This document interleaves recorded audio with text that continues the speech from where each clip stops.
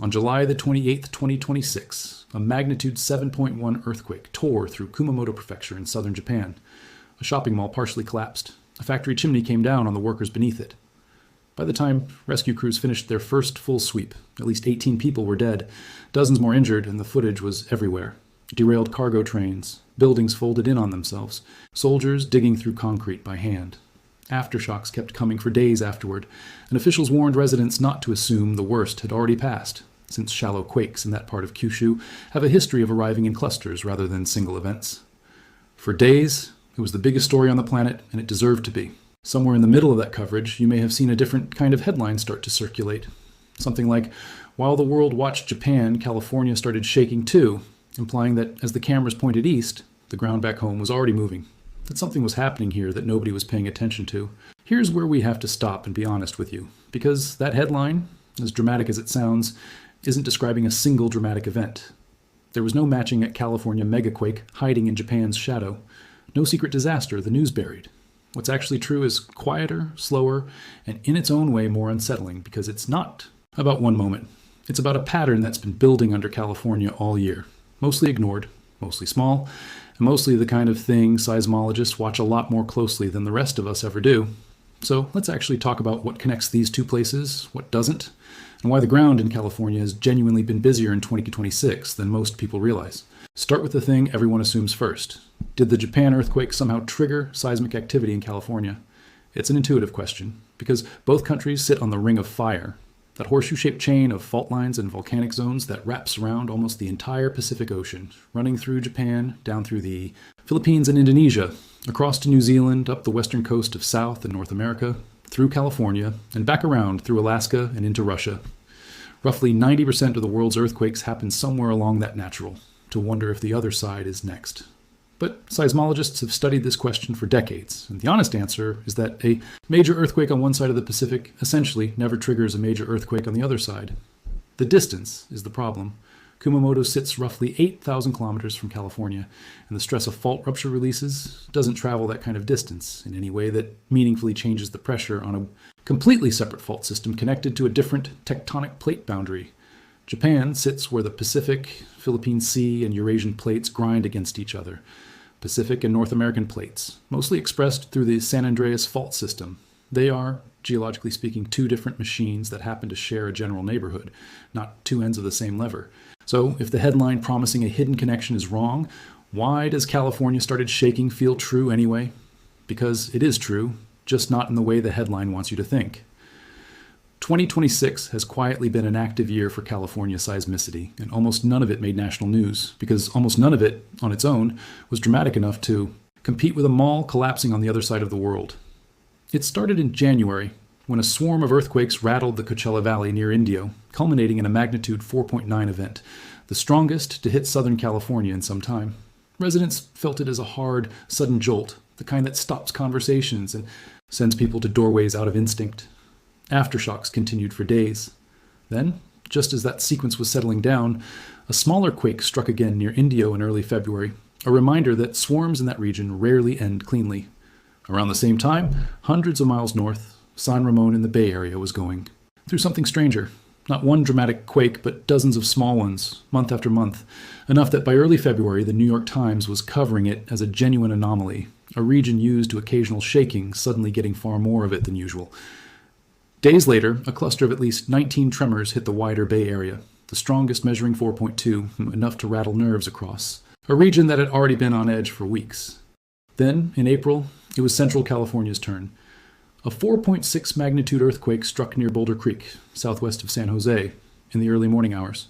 Over 25,000 people reported feeling it, shaking that reached as far north as Sacramento and as far south as King City.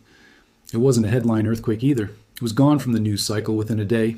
And now, in the last week of July, right as Japan's earthquake dominated every feed, California recorded another small event of its own, a magnitude 2.4 near Long Beach, on a section of ground shaped by the San Andreas Fault system.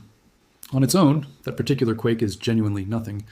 Magnitude 2.4 earthquakes happen constantly, and almost nobody feels them.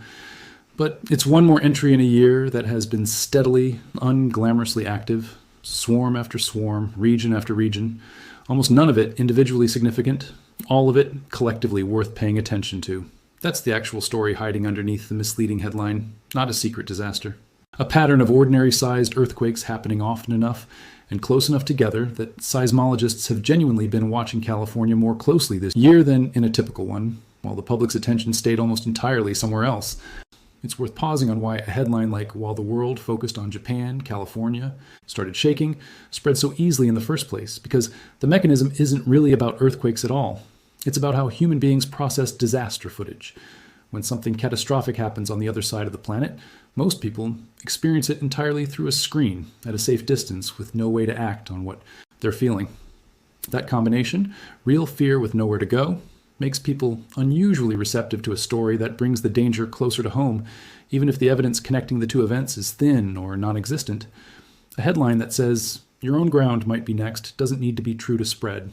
It just needs to feel plausible for the few seconds it takes someone to hit share. That's not a uniquely modern problem, but attention systems built to reward engagement over accuracy have made it a much faster one. Which raises the real question worth asking. Does a busy year of small and moderate earthquakes actually mean anything for the earthquake Californians have been bracing for their entire lives? The one everyone just calls the big one. The honest scientific answer is unsatisfying and worth sitting with anyway, because false. Small and moderate earthquakes do not reliably predict when or where a major rupture will happen. The San Andreas Fault system is capable of producing something far larger than anything California has felt in generations. A rupture potentially exceeding magnitude 7.5. And the honest position of the seismological community is that nobody can currently predict when that will occur. Not within days, not within years. What they can say is that these smaller earthquakes are symptoms of the same underlying reality that eventually produces the big ones.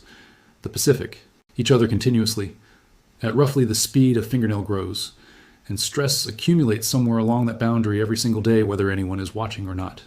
Most of the time, that stress releases in small, harmless increments, the swarms and single-digit magnitude quakes that barely register outside the communities that feel them. Occasionally, in a specific location, it doesn't release gradually. It builds until something has to give all at once.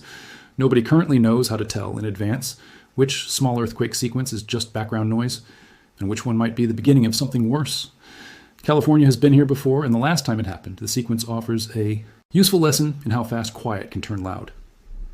On July 4th, 2019, a magnitude 6.4 earthquake struck near Ridgecrest in the Mojave Desert, rattling communities across Southern California but causing mostly contained damage. Seismologists initially treated it as the main event. 34 hours later, on July 5th, a magnitude 7.1 earthquake tore through the same region, the largest, to hit Southern California in 2 decades. It turned out the first quake hadn't been the story at all. It had been a foreshock, a warning the region didn't fully recognize until the bigger rupture arrived behind it. Thousands of aftershocks followed over the following weeks, some strong enough to be felt as far away as Las Vegas and northern Mexico. Nobody could have said with confidence in the hours after that first 6.4 that something larger was coming. That's precisely the uncertainty seismologists live with every time a new swarm begins, including the ones spread across California this year. Most sequences stay small and taper off. A small number don't, and there is currently no reliable way to know in advance which category a given sequence belongs to until it has already resolved itself one way or the other. That uncertainty is exactly why California has spent the last several years building tools designed to matter in the seconds that do exist, rather than the years that don't.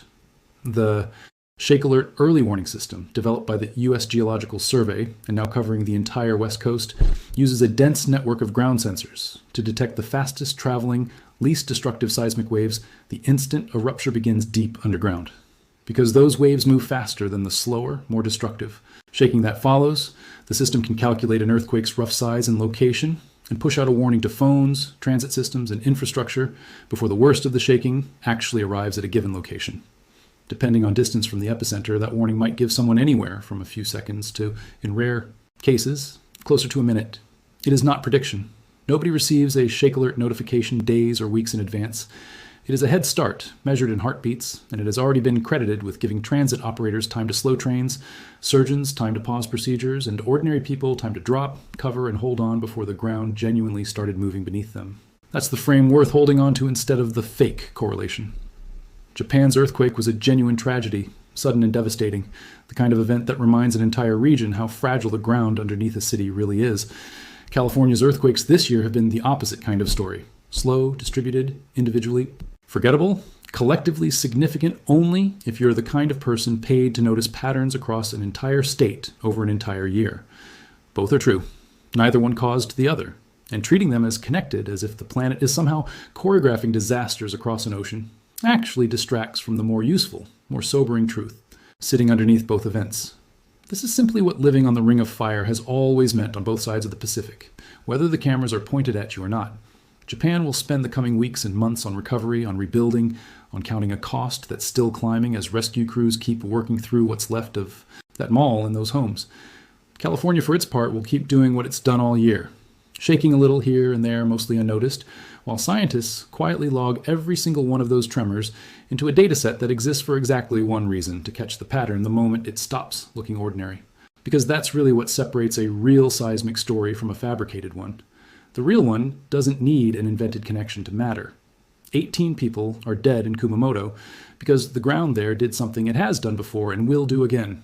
Thousands of Californians have felt their homes shake at least once this year for the same fundamental reason, just smaller, just quieter, just easier to scroll past. Neither of those facts needed a fake headline stitching them together to be worth your attention. They were already true on their own, sitting there in the data the whole time, waiting for someone to actually look. So no, the world wasn't secretly missing a matching disaster in California while it watched Japan grieve. What it was missing was smaller and, in its own way, more honest. A state that has spent an entire year quietly reminding anyone paying close enough attention exactly what it's sitting on, one small earthquake at a time. If there's a single takeaway worth carrying away from both stories at once, it's this. The ground doesn't need a headline to be dangerous, and it doesn't need a fake connection to another country to be worth your attention. Japan's earthquake was tragic because the Earth did something it has always been capable of doing, in a place that has spent generations building around that exact possibility. California's year of small tremors matters for the same underlying reason, just without the body count, just without the footage, just without anyone outside a seismology department bothering to add it up until now. Both are reminders that the plates under our feet don't pause for news cycles, don't wait for a slow week, and don't care whether anyone happens to be watching. The next major earthquake, wherever it strikes, will not announce itself in advance, and it will not be foreshadowed by a headline connecting it to some other tragedy on the far side of an ocean. It will simply be the moment a swarm of small, forgettable tremors stops being small in a place that had been quietly building toward it the entire time, waiting, like it always has, for the one that finally isn't small.